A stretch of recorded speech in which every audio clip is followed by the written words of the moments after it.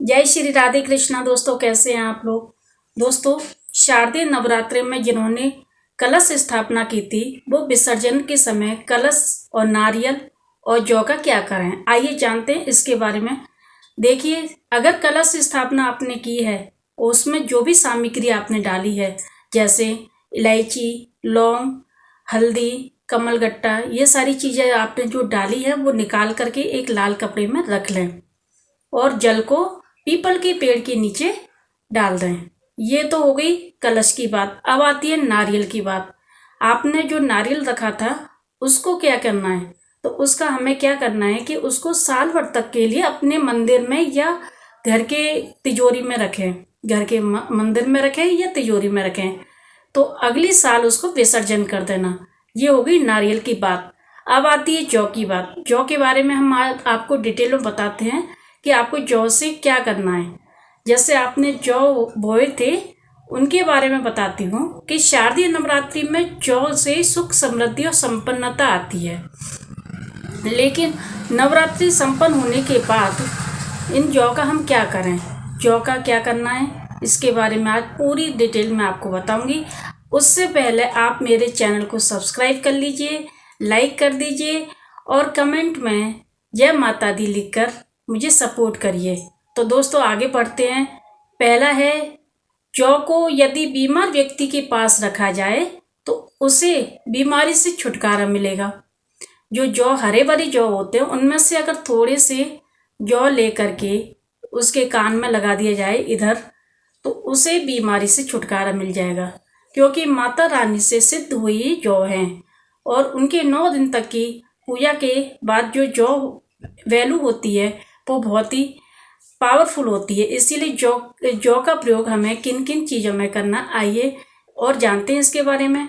दूसरा है, आप जौ के जो बीज होते हैं, जो जौ के बीज होते हैं नीचे, उनको पीले कपड़े में बांध करके मंदिर या पूर्व दिशा में भी रख सकती हैं। जौ के बीज लेकर के पीले कपड़े में बांध करके उनको पूर्व दिशा में या मंदिर में रख सकती हैं। दूसरा तो ये हो गया। अब तीसरी बात आती है, घर में बोई हुई जौ के कुछ बीजों को आप नवरात्रि के बाद एक लाल कपड़े में बांधकर अपने घर की तिजोरी में रख दें। जैसे आपके जो जौ हैं उन्हें लाल कपड़े में बांध करके तिजोरी में रख दें।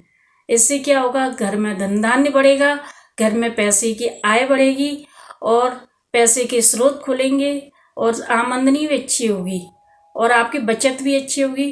क्योंकि माता लक्ष्मी की, माता दुर्गा की कृपा आप पर बनी रहेगी। इसीलिए अपने जौ के बीजों को लाल कपड़े में बांध करके तिजोरी में रख दें और साल भर तक रखे रहने दें उनको।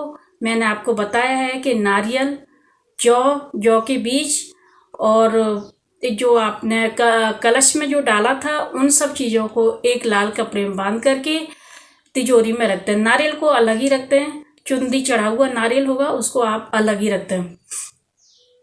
चौथा है, यदि आप घर में बोई हुई जौ के बीजों को अष्टमी और नवमी की तिथि पर हवन करते हैं तो उस समय अगर आहुति के रूप में अगर जौ के बीजों को डालते हैं तो इससे आपके जीवन में नकारात्मकता की मुक्ति मिलेगी।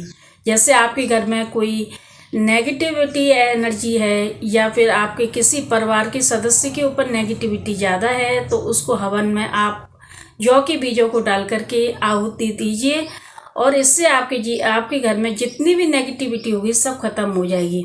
तो दोस्तों, मैंने आज आपको पूरा बता दिया है। एक बार और फिर से डिटेल में बता देती हूँ कि कलश और नारियल और जौ का हमें क्या करना है। विसर्जन से पहले 9वें वाले दिन जो विसर्जन करते हैं उनको हमें कैसे करना है। सबसे पहले तो जौ के बारे में मैंने आपको बता दिया है, बीमार व्यक्ति के पास रखोगे तो आपके बीमारी से छुटकारा मिलेगा। दूसरी बात, अगर जौ के बीजों को आप मंदिर में रखोगे पीले कपड़े में बांध करके तो घर में सुख समृद्धि बनी रहेगी। और अगर जौ के बीजों को लाल कपड़े में बांध कर रखते हैं तिजोरी के अंदर तो धन धान्य से घर भरा रहेगा, पैसे की बरकत रहेगी और धन के स्रोत भी खुलेंगे।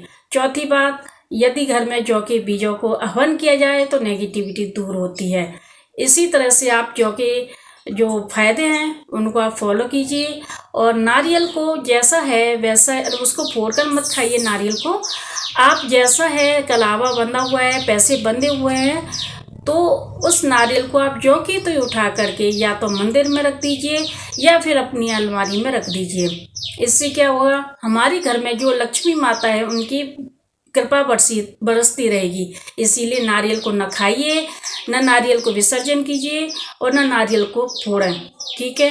और न फेंकें, कुछ भी नहीं करना है, ना नदी में बहाना है, कुछ भी नहीं करना, अपने घर में रख लेना है। अगली बरस जब नवरात्रे आएंगे, यानी कि एक जैसे अब ये क्वार के नवरात्रि चल रहा है ना, तो क्वार के में ही विसर्जन करना होगा। इसीलिए जैसे चैत के आते 6 महीना के अंतराल पर नहीं करना है आपको। ये अब जो ये चल रहा है क्वार, उससे अगले 1 साल तक का ये रखना होता है हमें।